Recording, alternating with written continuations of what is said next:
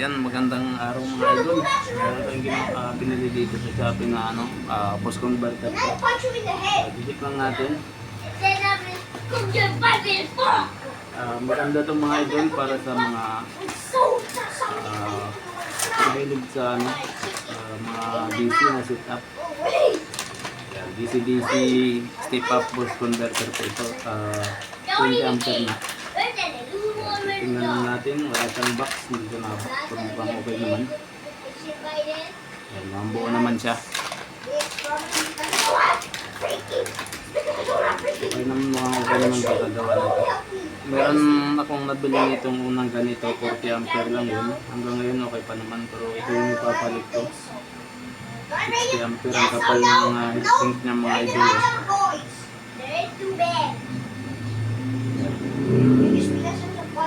Kapal na heatsink niya.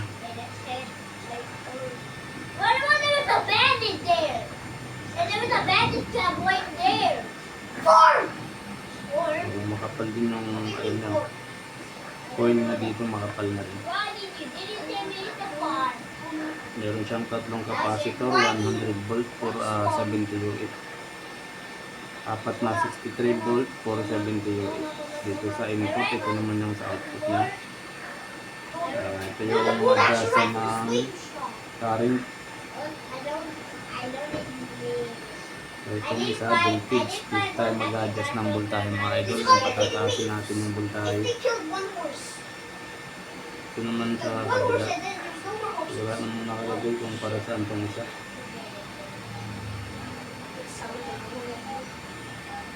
Hindi na tayo mag-adjust dito. Ito lang tayo sa voltage. So, ayan. Bali, maganda dito. Mayroon siyang dalawang fuse sa input. Ang fuse niya dito, 15 ampere, dalawa.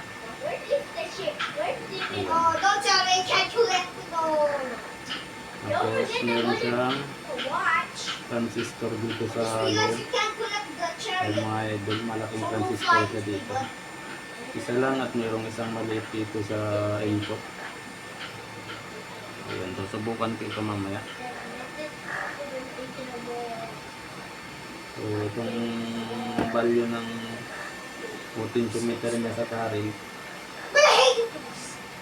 5K. Yan, W5 7 ng 5K. Yung kabila 100K yung sa kabila sa output. Sa voltage output adjustment niya 100K. Kaya 104 yung nakalagay. Itong isa 104 din, 100K din. So nasa may input niya. Siguro adjustan ko sa input niya. Kaya yun lang mga idol, meron pa pala isa dito sa input na, ay sa output na dalawa pa lang transistor pa. Ayun. Sa ilalim dalawa magkabilaan. Ito yung isa. Ito yung isa.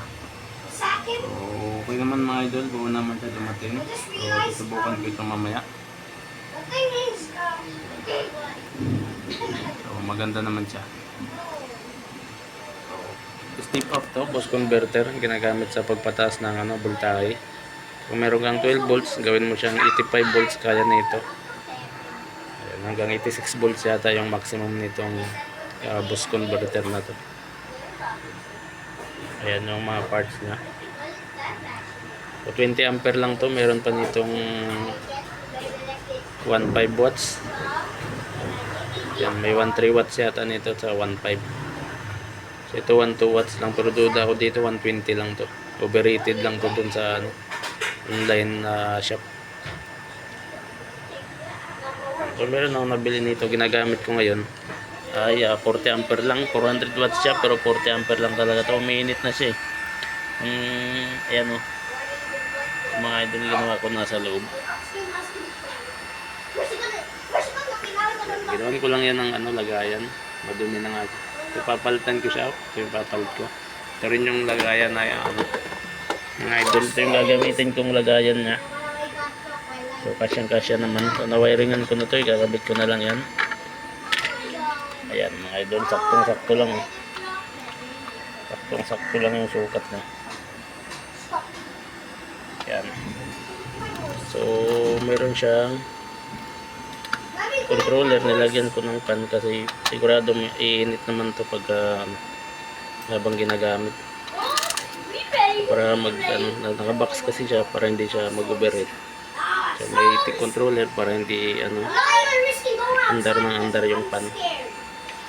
Ito umiinit na nga, yung load niya 40 watts lang. Sa 3.5 ampere lang.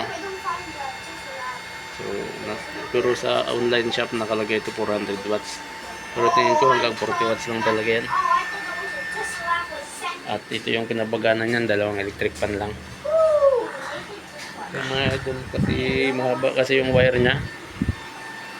Yan, kaya nilagyan mo siya ng buskon para pag hindi siya nagvo-voltage drop.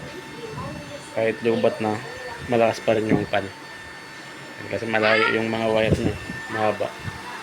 So, ayun lang.